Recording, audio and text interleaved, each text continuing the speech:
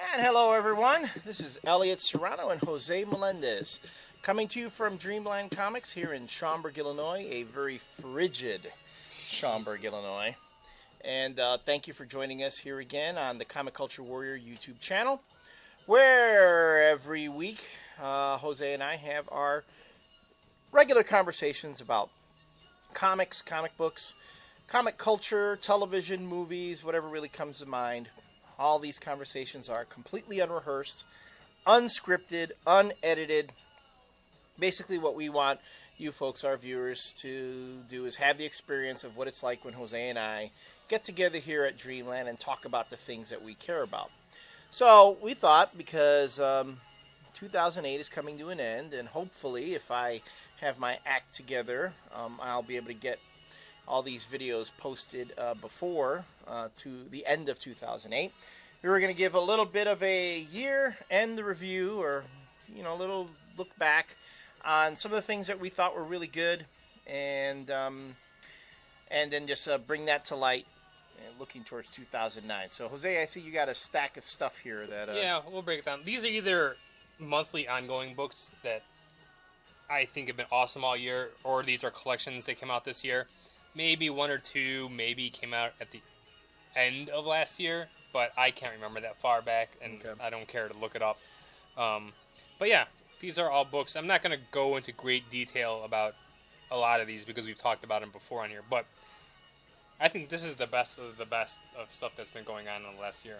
Okay, so if you've not been reading this stuff, understand that it's really good stuff. We get you get accused of ragging on stuff all the time and ripping it, and we're told that we hate comics. No, we don't hate comics. We'll probably do a segment after these best ofs where we'll just talk about what the worst stuff of the year was. And if you want to really just know what the worst stuff of the year was, just watch our videos for the last few months, and you'll hear what the fucking worst of the worst We've been ragging on the bad stuff lately. But anyway, let's hit the good stuff here. All right, the good stuff. One of the best monthly books that's been going on forever is Invincible. There's 9 volumes of the trades out so far, I believe, which should take you up to issue like 49 or something. This is issue 56. This is one of the best monthlies, period. One of the best comics, period. Now, Robert Kirkman's been writing this book all together since its inception, right? Yes.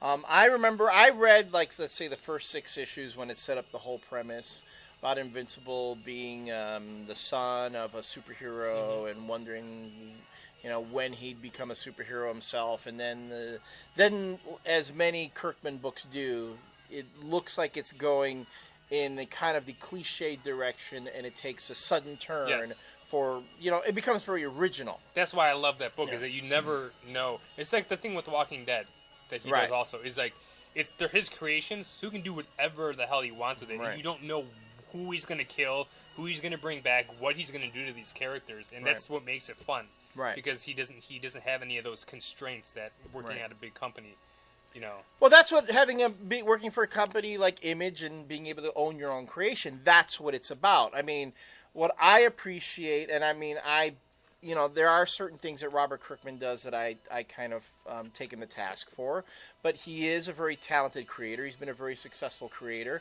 And I like that he's not just focused on selling T-shirts and action figures. And like some other comic creators, that when they go into making this character, they're thinking about all the ancillary things that go with it. All the marketing devices and all the other things they can make money on. I mean, Invincible had an animated series, didn't it? It's not really animated. It's kind of like cut and paste with type of thing. Okay. They did it with some of the comics, like on the PSP. Right. Where they take stills and they move them around, but they add voices to it and special effects and stuff like that. But it does. Everything he's done, he has focused on telling a good story. So I give him his props. An honorable mention will go to Astounding Wolfman, because that book is good too. But I really like Invincible though. Okay. Then the last issue of this came out a month ago. Is Pax Romana, Jonathan Hickman. Another really good writer with some really great premises. He comes up with some really original ideas. Yeah, and this is, he did 2 miniseries this year. He did Pax Romana, which he wrote and drew, and then Transhuman, which he wrote. But someone else. and then he's currently also doing Red Mask for Mars. Red Mask for Mars, right? Which only 2 issues of that have come out. I liked all of his books. Pax Romana, like the ending, didn't really. It just kind of rushed things too quick. Transhuman, overall was just a very humorous book. I really liked it. Red Mask from Mars is his take on superheroes, right? Which has also been pretty good. And he's going to be a Marvel boy now. Yeah, So, I'm kind of worried there now. I mean, I hear first. Have you seen the Shield website that he's put together? The Agent of Shield Secret Warriors thing. He's done a thingy.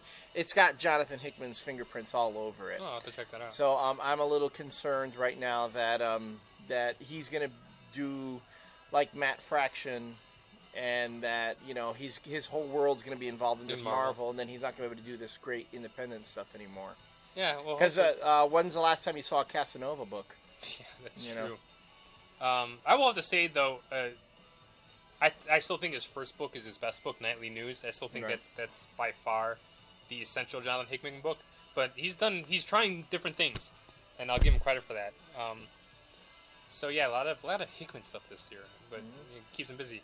This book you turned me on to, and I loved it. The Sword. The Sword by the Luna Brothers. Yes, there's one trade out so far. I think it's on issue 13.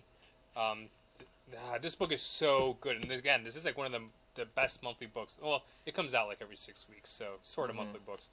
But no, I told you to read it, and I love it. It's a great book. It is. It's well written. The characters feel very three-dimensional, and that's hard. I mean, that's really difficult to do. The Luna Brothers write a very believable female protagonist. I mean, I got to give them props for that. And the artwork is also top notch. I mean, they are kind of an acquired taste because all the faces tend to seem pretty generic, but they are able to do other things with the artwork to make the characters distinct. And for the most part, the main thing is that they try to get it out on time. On time, yes. And this is a self-published book, which is a big key to independent publishing. Yes. All right, that's it for the image stuff. I mean, there's other image stuff that's good, but this is we only have a certain amount of time here. That's the best of the best.